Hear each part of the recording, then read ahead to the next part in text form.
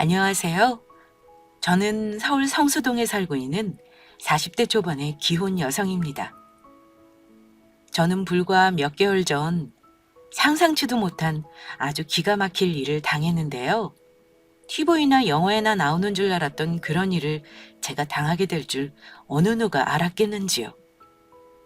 정확히 말하자면 저와 저희 시댁 식구들이요. 세상에 정말로 그런 사람이 존재한다는 것을 저는 저희 동서를 만나고 깨달았습니다. 순진하고 착한 척 저희 서방님을 속여 결혼해 뒤통수를 친 것도 모자라 크게 배신을 했으니까요. 게다가 동서는 자기가 백화점 명품 매장에서 근무한다는 이유로 제가 가난하게 사는 줄 알고 무시하고 막대하다가 결국 저에게 아주 큰 코 다치게 되었습니다. 그래서 지금부터 여러분들에게 그 사연을 이야기해 드리고자 합니다. 저와 남편이 만났던 것은 남편의 대학생 시절 때였습니다. 저는 그때 미용사를 꿈꾸며 미용실에서 스텝으로 일하고 있었는데 남편이 제가 다니는 미용실에 손님으로 찾아왔던 것입니다. 남편은 저를 처음 본 순간 반하고 말았고 저한테 대시를 했는데 명문대생인 남편이 고졸인 저와 어울리지 않는다는 생각에 처음에는 남편을 거부했었어요. 그런데 남편은 그런 거는 상관없다고 끈질기게 저에게 구애를 하더라고요. 그래서 저희는 결국 사귀게 되었고 결혼까지 약속하게 되었죠. 남편과 제가 결혼을 약속했을 때쯤에는 남편은 대기업에 입사해 직장을 다니게 되었을 때였고 저도 헤어 디자이너가 되어 일을 하기 시작했던 시기입니다. 그런데 처음 시댁으로 인사드리러 갔을 때는 저의 걱정이 이만저만이 아니었죠. 남편과 저는 조건으로 봐도 너무나 차이가 났으니까요. 게다가 남편의 가족은 시어머니와 시동생뿐이었는데 시어머니는 시아버지를 일찍 떠나보내고 홀로 남편과 시동생을 키웠습니다. 그래서 힘들게 두 아들을 키우신 만큼 아들에 대한 기대와 욕심도 크실 거라고 생각했었죠.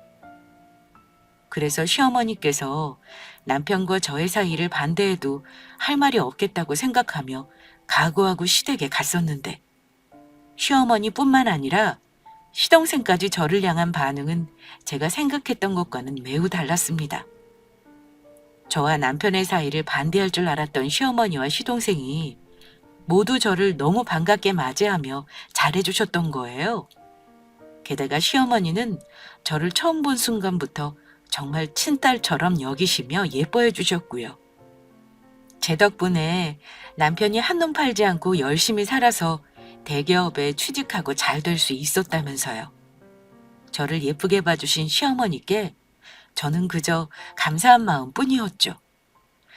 그래서 저희 부부는 가난하고 부족했던 힘든 신혼생활에도 행복한 마음으로 보낼 수 있었습니다. 시댁의 응원 덕분인지 모두 잘 극복할 수 있었거든요. 그렇게 세월이 흐르자 저는 어느덧 강남에 제법 잘 나가는 미용실 원장님이 되어 있었습니다. 남편도 회사에서 능력을 인정받아 차장으로 승진하며 일을 할 수 있었고요. 모든 것이 부족함 없이 행복한 듯 보였습니다. 문제의 동서가 저희 시댁으로 시집 오기 전까지는 말이에요. 동서는 첫인상부터 저에게 그리 좋지 않았어요. 저는 미용실에 출근할 때는 치장을 하며 꾸미고 다녔기에 시댁이나 동네를 돌아다닐 때는 편안한 차림으로 다녔거든요. 긴장한 상태로 일에 치이며 살다 보니 쉴 때만이라도 편하게 지내고 싶다고나 할까요? 그리고 어려운 시절의 버릇 때문인지 제가 무력이 있거나 꾸미는 것에 크게 관심이 없어 미용실 원장으로 일을 하며 이미지 관리상 필요한 것 이외에 값비싼 물건을 필요 이상 가지고 있지도 않았고요. 그래서 평소 생활할 때는 집에 입는 옷 몇 벌로 번갈아가며 생활했었습니다. 그런 저의 모습에 대해 남편이나 시댁 식구 그 누구도 뭐라고 했던 사람도 없었고 시어머니는 오히려 제가 힘든 일을 하니 쉴 때만이라도 편안하게 입고 다녀야 한다면서 제가 좋아하는 추리닝이나 편한 옷들을 챙겨 사주실 정도였으니까요.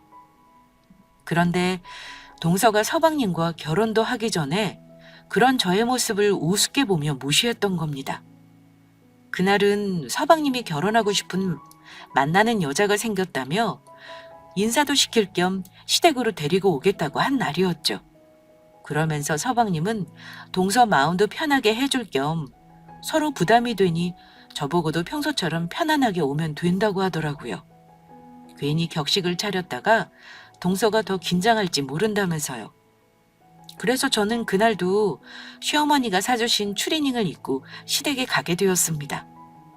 시어머니는 저와 남편, 아이들까지 반갑게 맞이해 주셨고 예비 동서랑도 인사를 나누며 평소처럼 즐겁게 시간을 보낼 수 있었습니다. 그런데 문제는 저녁을 먹고 난 다음 거실에서 시작되었습니다. 다 같이 밥을 먹은 후 남편과 시동생은 주방에서 설거지를 하고 있었고 저와 동서가 거실에서 과일을 깎으며 후식을 준비했었는데 동서가 다른 시댁 식구들과 같이 있지 않은 틈을 타 저를 평가하듯 위아래로 훑으며 무시하는 듯한 발언을 한 것이에요. 형님은 입을 옷이 그것밖에 없나 봐요? 제 옷이 왜요? 어머니께서 저 생각해서 사주신 건데 그래서 제가 좋아하고 아끼는 옷이에요. 어머니가 사주신 추리닝이 제일 아끼는 옷이라고요?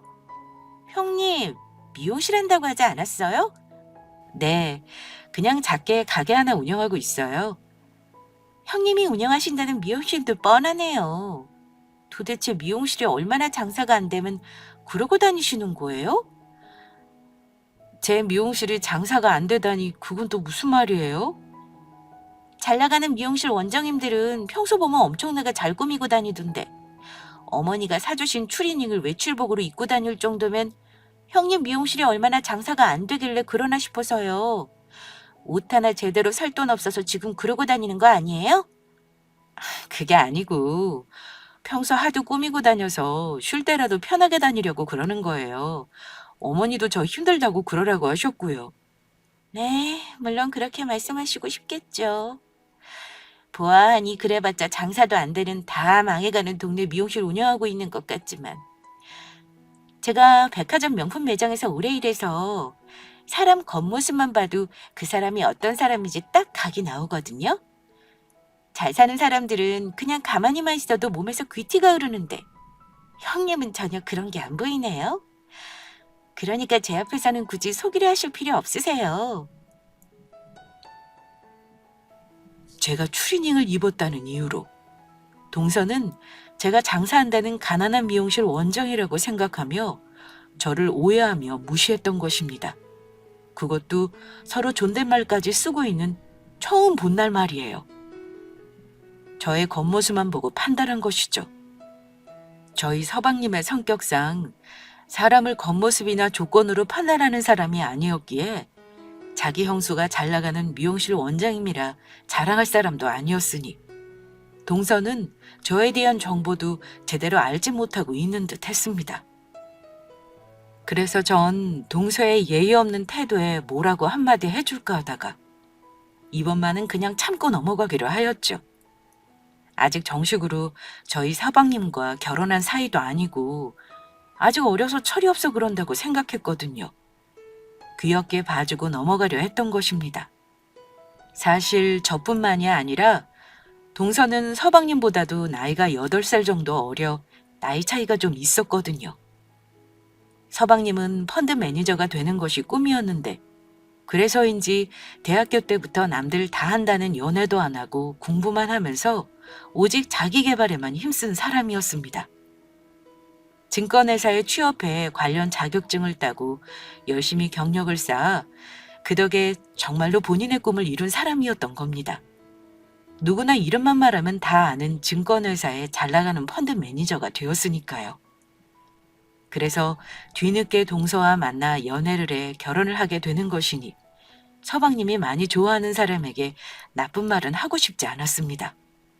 그리고 서방님 말로는 동서가 요즘 사람 같지 않게 순수하고 착한 사람이라고 했으니 서방님 말을 믿고 좀 더 지켜보자는 마음이었죠. 그러니 동서에게는 제가 잘 나가는 미용실 원장이라 소리를 할 수가 없었습니다. 동서가 어떤 사람인지 정확하게 파악할 필요가 있었으니까요. 그래서 정말로 저를 지금 무시하고 있는 것이라면 사람 겉모습만 보고 판단하는 것은 잘못된 것이라 일러주며 나쁜 버릇을 고쳐줘야겠다는 생각이었습니다. 어떤 이유가 돼서든 사람을 무시하는 행동은 결코 해서는 안 되는 것이었으니까요. 하지만 동서의 만행은 날이 갈수록 점점 더 심해졌습니다. 서방님과 결혼해서는 더욱 의기양양해서 저를 무시했던 것입니다. 어머님과 서방님, 저희 남편이 보는 앞에서는 저를 향해 깍듯이 형님으로 대접하듯 연기하다가 둘만 남게 되면 사람을 아주 대놓고 무시했으니까요.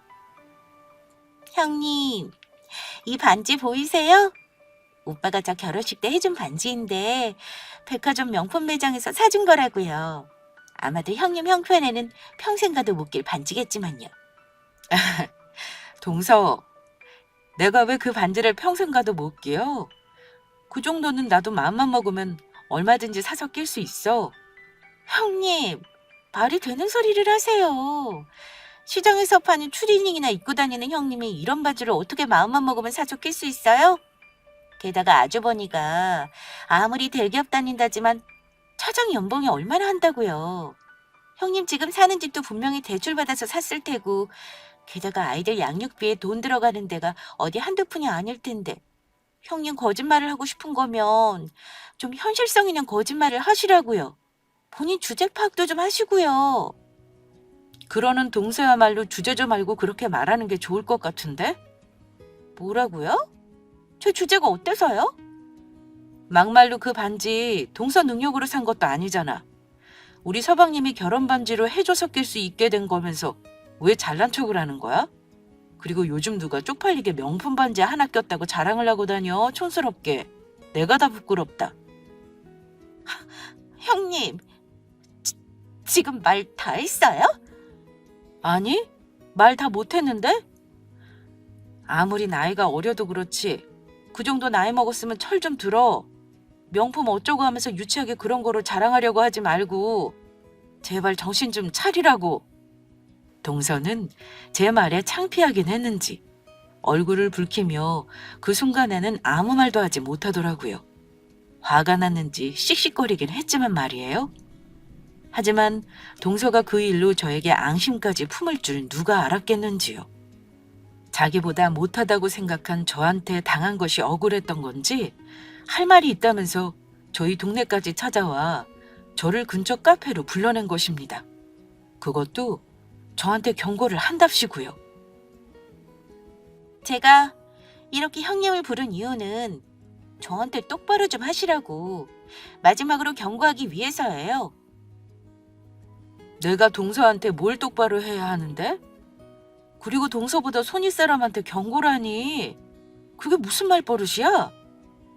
형님, 정말 이러실 거예요?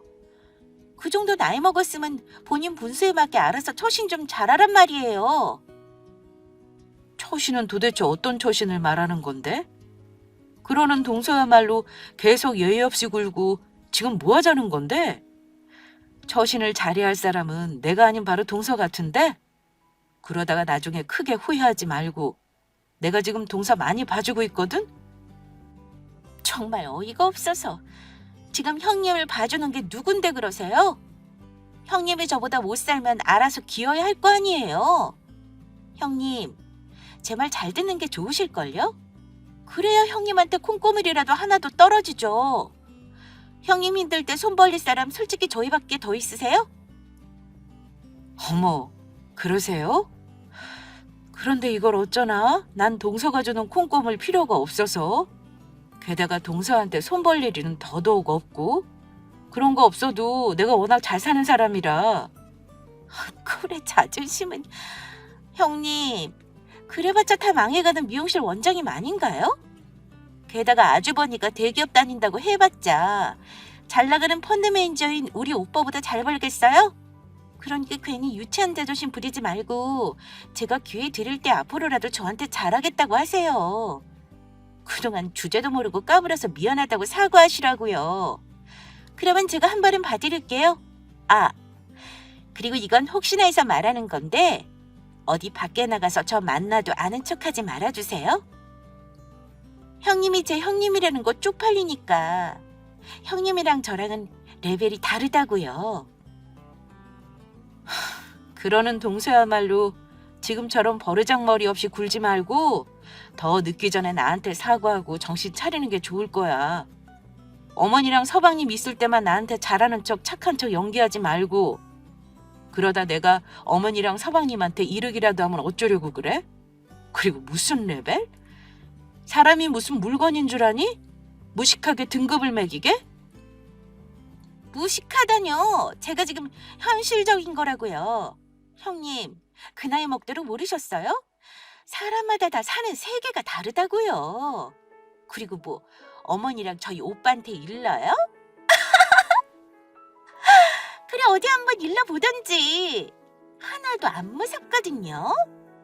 오빠랑 어머니 전부 다 저 예뻐하지 형님 예뻐하지 않으시거든요. 편을 들어도 제 편을 들어주실 거라고요. 그러니 어디 할 테면 해보라고. 돈 없어서 앞무릎이나 잔뜩 늘어난 추리닝이나 입고 다니는 주제. 그때까지도 동서는 제가 정말로 서방님과 어머님이 동서 편을 들까봐 지금까지의 만행들을 보면서도 겁을 먹고 말하지 못하고 있다고 생각하는 듯 했습니다. 하지만 저도 더는 참아줄 수가 없었죠. 그래서 정말 동서 앞에서 서방님과 어머니께 연락을 하려고 했습니다. 그제야 동서는 놀라 꽁무니를 빼며 저에게 다급히 사과를 하더라고요. 동서, 지금 한 말 후회 안 하지? 네, 후회 안 해요. 좋아, 그러면 지금 당장 어머니랑 서방님께 연락할게. 형님, 제가 잘못했어요. 다시는 안 까불 테니까 한 번만 봐주세요. 제가 하라고 했다고 진짜 그렇게 연락을 하시면 어떻게 해요? 동서가 연락해보라며. 그리고 내가 동서 말을 어떻게 믿고 동서를 봐줘? 이 상황에서 제가 뭐하러 거짓말을 하겠어요? 정말이에요. 이렇게 약속 드릴게요. 좋아. 동서, 내가 앞으로 지켜보겠어? 앞으로 우리 서로 예의 좀 지키자고. 네, 형님. 앞으로는 잘하겠습니다. 까불어서 정말 죄송해요. 저에게 다시 안 그러겠다고 약속한 동서였지만 전 동서 말을 믿지 않았습니다. 그런 일로 정신 차릴 사람이었으면 제가 진작 충고했을 때 정신을 차렸을 테니까요. 처음엔 도련님이랑 결혼한 지 얼마 안 됐고 저와 나이 차이도 나고 하니 봐주려고 했는데 이젠 도저히 안 되겠다는 생각이 들더라고요. 이건 해도 너무했으니까요. 하룻강아지 범 무서운 줄 모른다고 기회를 봐서 아주 제대로 혼을 내줄 생각이었죠. 동서의 행동은 이미 도가 지나쳐도 한참 지나쳤으니까요. 그러다가 동서를 혼내줄 뜻밖의 기회가 저에게 찾아왔습니다. 곧 있으면 시어머니 생신이라 어머니 생신 선물을 해드리려고 했는데 마침 동서가 일하는 매장의 가방을 어머니가 좋아하셔서 하나 사드리려 했었거든요. 그래서 시어머니께 깜짝 선물도 해드릴 겸 동서에게 연락을 했습니다. 동서, 어머니 생신 선물로 동서네 매장에서 가방 하나 사드리려고 하는데 뭐 괜찮은 거 있어? 동서가 거기서 오래 일했으니까 어머니께 어울리는 걸로 골라주면 좋을 것 같아서. 형님이 저희 매장에서 어머니 생신 선물을요? 형님, 저희 매장 상품들이 얼마짜리인지는 알고 그러시는 거예요? 그리고 정말 저희 매장에서 어머니 생신 선물 사드릴 능력이 있으시기나 하고요. 장사도 안 되는 동네 미용실 원장님이요? 내가 돈이 없긴 왜 없어. 그러니까 걱정하지 말고 어머니한테 어울릴 만한 거를 추천 좀 해줘. 어머, 그러세요? 정말 웃기지도 않아서. 어디 한번 저희 매장에 와서 어머니 선물 살 수 있으면 사보세요. 아무나 와서 살 수 있는 곳이 아닌데 정말 아무것도 모르시네. 동서는 저한테 한번 혼이 났는데도 저를 무시하며 깎아내리기에 바빴습니다. 정말 제가 시어머니께 가방을 사드릴 능력이 안 된다고 생각하는 것 같았죠. 그래서인지 제가 동서 매장으로 시어머니 생신 선물을 사러 방문한 날 아주 난리가 났었습니다. 동서 나왔어. 여기가 어딘 줄 알고 오신 거예요? 아무리 눈치가 없어도 그렇지 오라고 했다고 눈치 없이 정말로 오면 어떡해요? 당장 나가지 못하겠어요? 그리고 지금 점장님이 아주 중요한 손님 예약해서 오실 거라고 잘 준비해놓고 있으라고 했다고요. 그러니까 빨리 나가세요. 동서, 나 여기서 어머님 생신 선물 사드리는 능력 충분히 되거든? 혹시 동서, 내가 동서한테 어머니 생신 선물 사는 비용 보태라고 할까 봐 그러는 거야? 그럴 일 절대 없으니까 걱정하지 마. 여기 물건이 무슨 3, 4만 원이면 살 수 있는 곳인 줄 알아요? 그리고 내가 말했죠? 밖에서 형님이 내 형님이라고 말하고 다니면 쪽팔리니까 아는 척하지 말라고. 내가 어떤 레벨인 줄 알고. 동네 미장원에서 일하는 형님이랑은 다른 세계에서 사는 사람이라고요. 동서, 나도 물건 가격 정도는 알거든. 그리고 무슨 가방 하나 사는데 사람 레벨을 왜 따져? 그것도 별로 비싸지도 않은 가방 사는데 왜 이렇게 난리냐고. 이래서 가난하고 못 배워먹은 인간들이랑은 상대하면 안 된다니까. 형님이 아무래도 짝퉁만 사봐서 모르는 것 같은데 여기 있는 가방들 형님이 몇 달 뼈 빠지게 일해서 벌어도 못 사는 것들이라고요. 여기가 시장인 줄 아나. 쫓겨나기 전에 그냥 나가요. 어서 나가라고. 이 아줌마가 진짜로 미쳤나? 지금 누굴 창피주려고 매장까지 찾아와. 동서는 제 팔까지 잡고 매장 밖으로 밀어내며 저를 쫓아내려고 했습니다. 그래서 저도 더는 안 되겠다고 생각했죠. 이번 기회를 계기로 제대로 정신을 차리게 해줘야겠다는 생각이었습니다. 동서야말로 좋은 말 할 때 이 손 놓는 게 좋을 거야. 이러다 정말 후회할 일 생길 테니까 난 분명 경고했어. 웃기고 있네. 후회할 일은 무슨 후회할 일. 당신이 내 형님이라는 거 우리 매장 사람들 알면 내가 쪽팔린다고. 당장 나가지 못하겠어? 쭈구리가. 뭐? 쭈구리? 동서, 지금 한 말 정말 후회 안 하지? 이젠 동서가 용서해달라고 해도 절대 용서해주지 않을 거니까. 용서 같은 소리 하고 있네. 내가 죽었다 깨어나도 당신 같은 아줌마한테 용서할 일 없으니까 당장 꺼져. 그리고 네가 안 봐주면 뭘 어쩔 건데. 어쩌긴. 말 안 듣고 사람 겉모습만 보고 판단하는 너 같은 인간이 어떻게 되는지 내가 제대로 혼을 내서 알려줘야지. 아줌마가 날 어떻게 혼내? 동네 미용실이라 하는 아줌마 주제. 감히 내가 누구인 줄 알고. 내가 상대하는 고객들은 명품 살 수 있을 정도로 다 능력 있는 사람들이라고. 너랑 차원이 달라. 사람 사는 게 다 똑같지. 차원 같은 소리하고 자빠졌네. 너야말로 내가 누구인지 정말 모르나 보구나. 내가 그동안 서방님 얼굴 봐서 참아주려고 했는데 너 정말 안 되겠다. 그때 저희 두 사람을 막는 뜻밖의 사람이 나타났습니다. 바로 동서 매장의 점장님이었죠. 점장님은 우리 두 사람을 보고 놀라 기겁해서 달려왔어요. 영주 씨, 지금 뭐 하는 거야? 점장님, 많이 놀라셨죠? 저희 형님인데 이런 곳에서 가방 살 능력도 안 되면서 글쎄 찾아온 거 있죠? 걱정하지 마세요.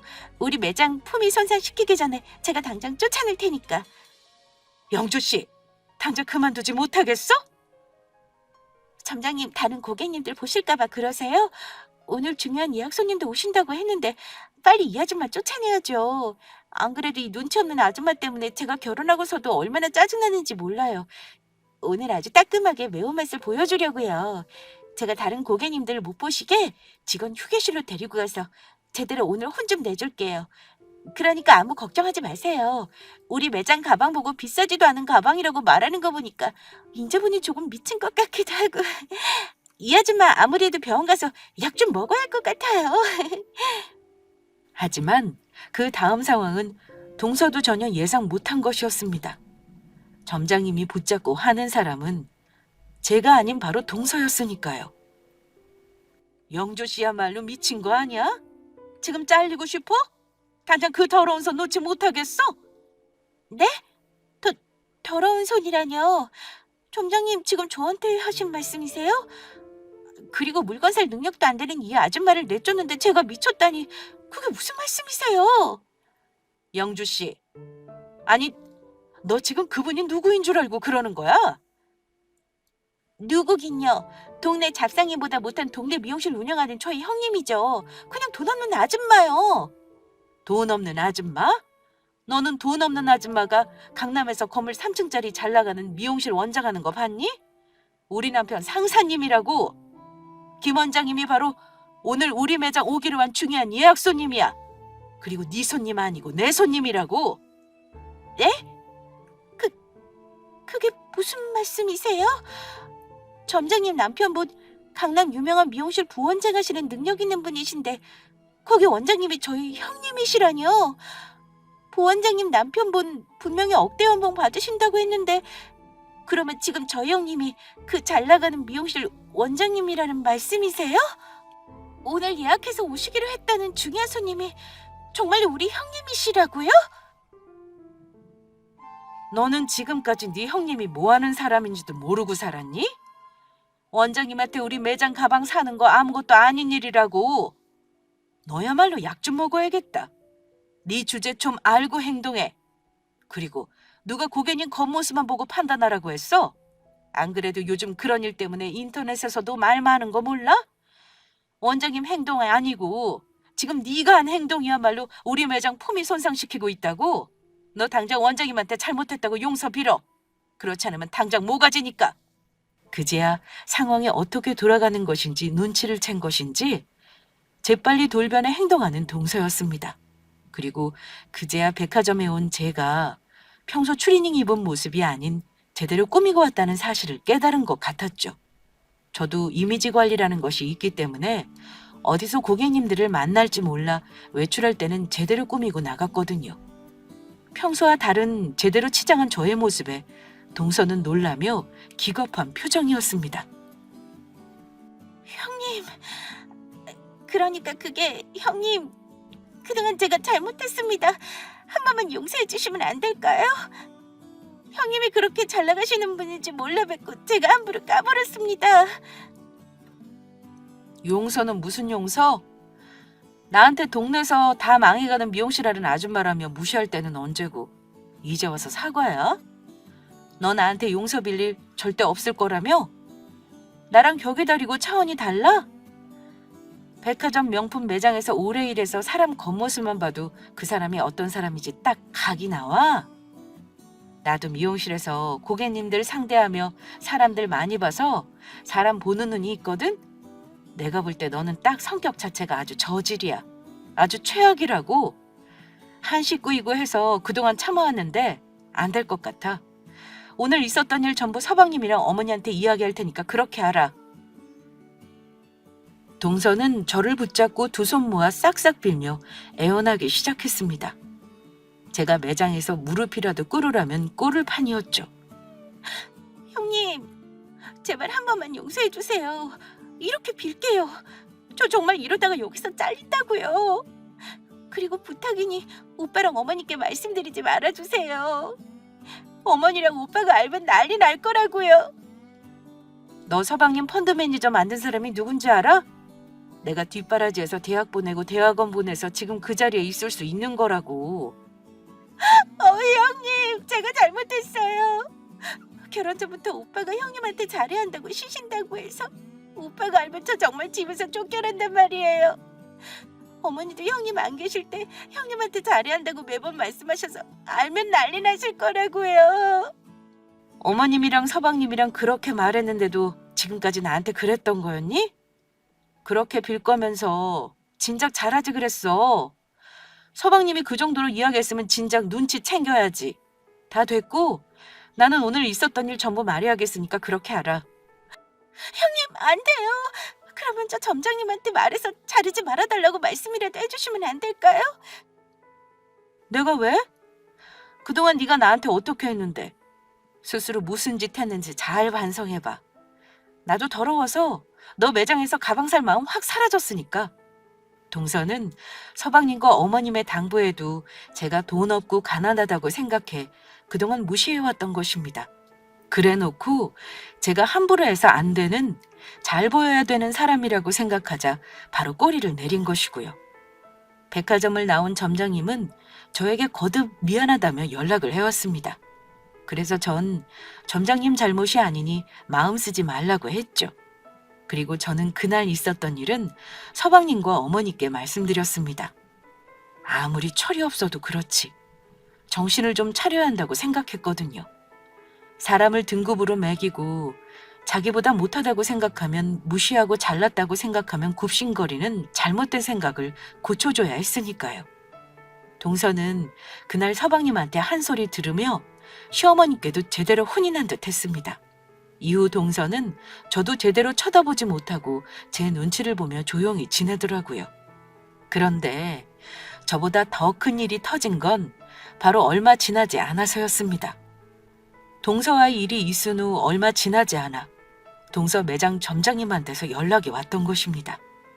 제가 저희 미용실 부원장이랑 친했던지라 평소 점장님과도 자주 안부를 주고받던 사이였거든요. 그런데 점장님의 목소리가 평소와는 아주 달랐습니다. 원장님, 잘 지내셨어요? 네, 혜원 씨, 잘 지내셨어요? 다른 게 아니라 제가 원장님께 꼭 알려드려야 할 중요한 사실이 있어서요. 남이면 모르겠는데 우리가 한두의 안 사이도 아니고 그냥 지켜볼 수만은 없을 것 같아서요. 혜원 씨, 그게 무슨 소리세요? 저한테 알려줘야 하는 중요한 이야기라뇨? 그러니까 원장님 동서인 영주 씨에 관한 이야기인데 지금 전부 다 속고 있는 거예요. 속고 있다니 그게 무슨 말씀이세요? 사실 영주 씨 원장님 시동생분이랑 결혼하기 전에 만나는 남자가 있었거든요. 저희 백화점 다니는 다른 매장 직원인데 저는 헤어진 줄 알았는데 아직도 둘이 몰래 계속 만나고 있었더라고요.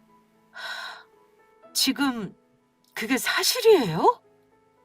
둘이 정말 유명했거든요. 하도 매일 붙어 있어서 두 사람 결혼할 줄 알았더니 영주 씨가 갑자기 잘 나가는 펀드 매니저 남자친구 생겼다면서 자랑하더니 결혼까지 한다고 해서 얼마나 다들 놀랐는지 몰라요. 그때도 같은 백화점 직원들한테도 집안이랑 만나는 남자친구나 여자친구별로 등급 매기면서 자기 결혼할 예비 신랑이 펀드 매니저라고 얼마나 잘난 척을 하고 다녔는지 직원들 사이에서도 말이 많았었어요. 그런데 제가 오늘 직원 휴게실에서 쉬다가 시어머니한테서 전화가 와서 비상계단 쪽으로 갔는데 둘이 함께 있지 뭐예요?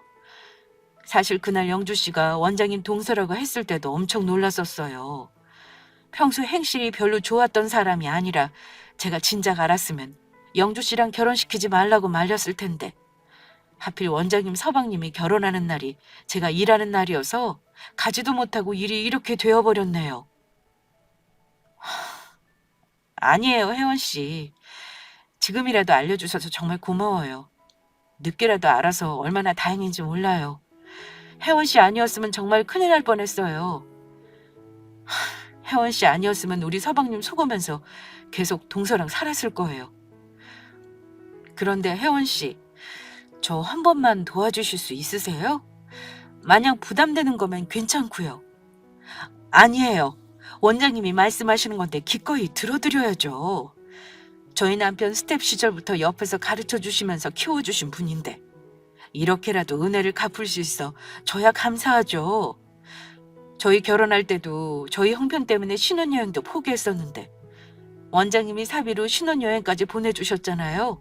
모든 부탁만 하세요. 제가 열심히 돕겠습니다. 저는 동서를 도저히 용서할 수 없었습니다. 서방님은 저한테 친동생이나 다름없는 사람이었으니까요. 결혼 전부터 깍듯이 대하며 저를 잘 따랐고 제가 그동안 서방님을 위한 한 희생을 알아서인지 나이 차이도 얼마 나지 않는 절 서방님은 부모 이상으로 생각했습니다. 그런 서방님 가슴에 비수를 꽂은 동서를 제가 어떻게 용서할 수 있겠습니까? 동서는 정작 본인은 인간보다 못한 짓을 하는 주제에 사람 등급을 매기는 최악의 인간 쓰레기였던 것입니다. 어쩔 수 없이 모든 사실을 남편과 서방님, 시어머니께 모두 말할 수밖에 없었습니다. 서방님과 시어머니 모두 처음에는 많이 충격을 받은 듯 하더니 나중에는 덤덤히 받아들이더라고요. 하지만 저희 가족들 모두 생각은 같았습니다. 서방님을 속이고 결혼한 동서를 절대 용서할 수 없었던 것이죠. 그래서 저희 가족들은 동서를 혼내줄 계획을 세우게 되었습니다. 그래서 모든 준비가 끝난 후 동서를 시댁으로 부르게 되었죠. 바로 동서의 친정 부모님도 같이요. 집안 분위기가 이상한 걸 감지한 것인지 동서는 긴장한 듯 보였습니다. 그래서 제가 동서에게 이야기했죠. 동서, 마지막으로 기회를 줄게. 우리들한테, 특히 서방님한테 할 이야기 없어?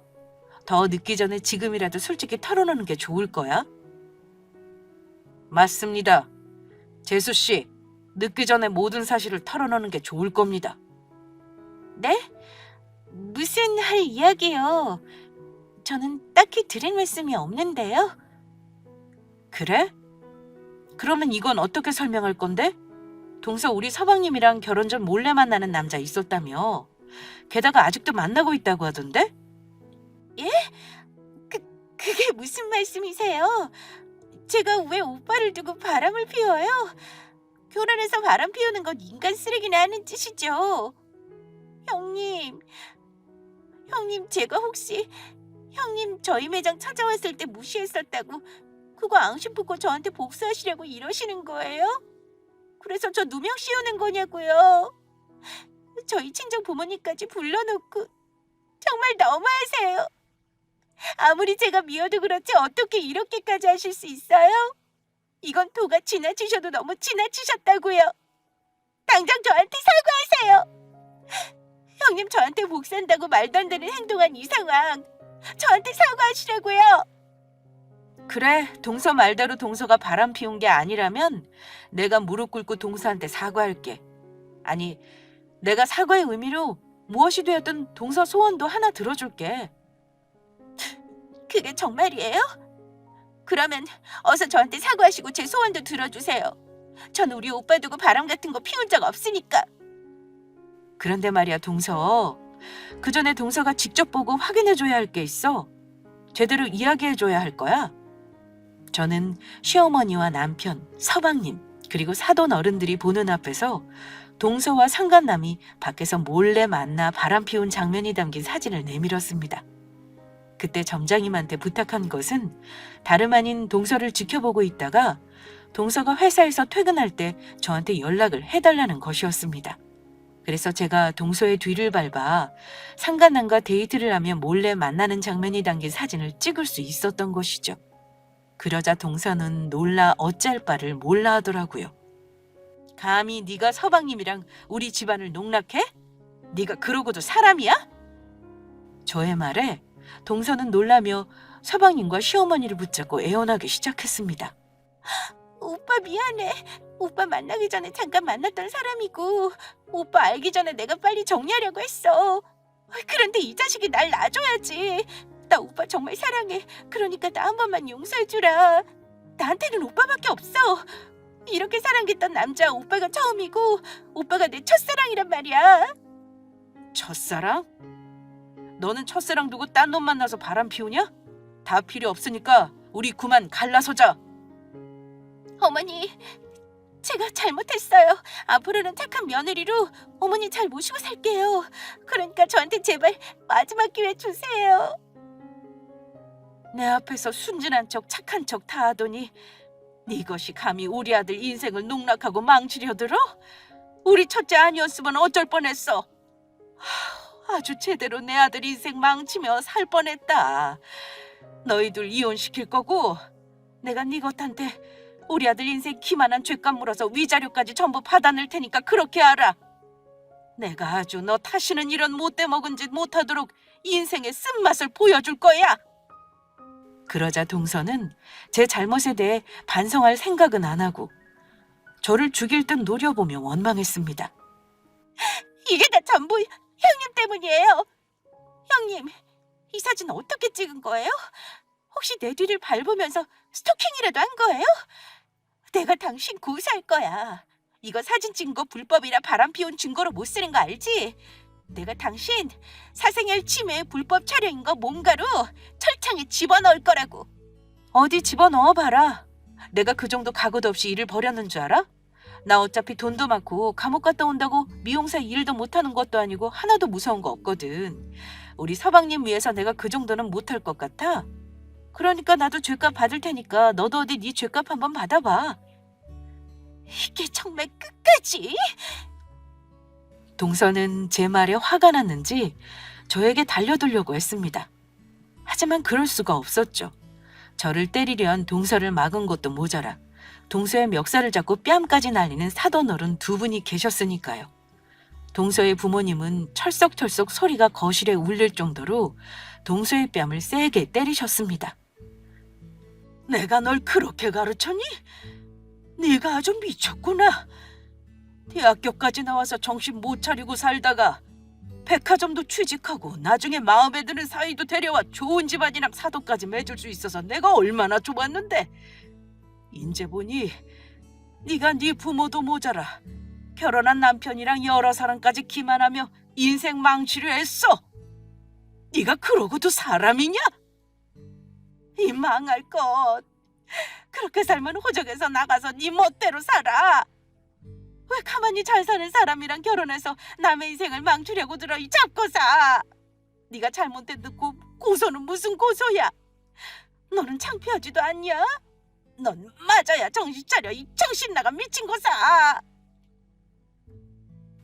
동서는 사돈어른 두 분한테 그날 먼지가 나도록 맞았습니다. 저희가 겨우 말려 상황이 겨우 진정되긴 했지만 말이에요. 그리고 서방님과 동서는 이혼을 하게 되었습니다. 서방님이 이혼 소송을 걸어 동서와 상간남에게 위자료까지 받아낼 수 있었고요. 모든 사실을 밝히기 전에 이미 제가 서방님에게 말해 서방님은 동서 몰래 동서가 바람 피운 증거를 모아두었었거든요. 동서가 서방님이 카드로 대부분 생활하고 있었는데 동서가 몰고 다닌 자동차 블랙박스며 카드 내역 곳곳에 상간남과 바람 피운 흔적들이 전부 남아있었으니까요. 그래서 동서는 서방님이 해줬던 결혼 반지며 선물이며 모두 빼앗기고 결국 맨몸으로 쫓겨나고 말았습니다. 게다가 돌아간 친정에서도 쫓겨난 것 같더라고요. 그동안 모아둔 돈 한 푼 없던 것으로 알고 있는데 알거지로 길바닥에 나앉게 된 것이죠. 그리고 얼마 지나지 않아 동서가 바람 피운 것이 백화점안까지 소문이 나면서 그동안 고객들한테 함부로 했던 일까지 크게 번져 매장에서도 잘렸다고 합니다. 바람 피우던 상간남도 다른 여자가 생겼는지 동서를 버렸다고 하고요. 정신 못 차리고 남을 무시하며 못되게 살다가 결국 본인 인생이 나락으로 떨어진 것이죠. 그 후 한 번만 용서해달라고 동서를 찾아왔던 것 같은데 그런 사람을 다시 받아줄 사람은 세상 천지에 없었습니다. 그런데 그런 동서를 제가 얼마 전 우연히 마주친 적이 있는데 떡볶이집에서 아르바이트를 하고 있더라고요. 저를 보더니 모르는 척 외면했었는데 생활이 어려운지 많이 망가진 모습이었습니다. 아마도 동서가 고객들에게 함부로 했던 것들과 바람 피운 것까지 다른 백화점까지 소문이나 써주는 곳이 없었던 것 같습니다. 백화점 명품 매장에서 일한다고 잘난 척하고 바람까지 피우더니 아주 제대로 인생의 쓴맛을 보게 된 거죠. 부디 앞으로는 정신 좀 차리고 제대로 인생을 살았으면 좋겠습니다. 저희 서방님은 동서의 일로 충격이 컸던 것인지 한동안 많이 힘들어했지만 지금은 많이 회복한 상태입니다. 그리고 남편이며 시어머니며 서방님까지 모두 저에게 고마워하고 있고요.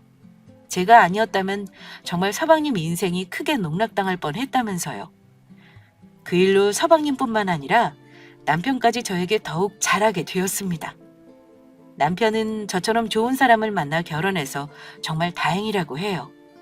저 같은 사람을 부인으로 둔 자기는 누구보다 행복한 사람이라면서요. 그러니 저도 시댁 식구들에게 더 잘할 수밖에 없고요. 비록 동서의 일로 가족 모두 상처가 나긴 했지만 지금의 상처를 잘 극복하고 더 행복하게 살도록 노력하려고 해요. 힘들 때일수록 서로를 보듬고 이겨낼 수 있게 도와주는 것이 진짜 가족이니까요.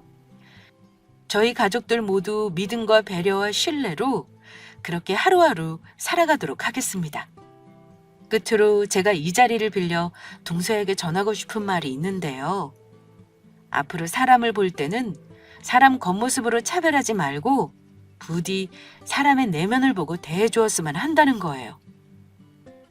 사람의 겉모습으로 평가하고 따지는 것보다 바보 같은 짓은 없으니까요. 그리고 상대방의 믿음을 배신하며 스스로를 망치고 부끄러운 짓도 앞으로는 하지 말고요. 그 모든 것이 결국 자신에게 돌아오게 되어 있으니까요. 끝까지 제 사연을 들어주셔서 감사합니다. 그러면 여기서 그만 마칠게요. 여러분 모두 건강하시고 늘 행복하시길 기원드리겠습니다.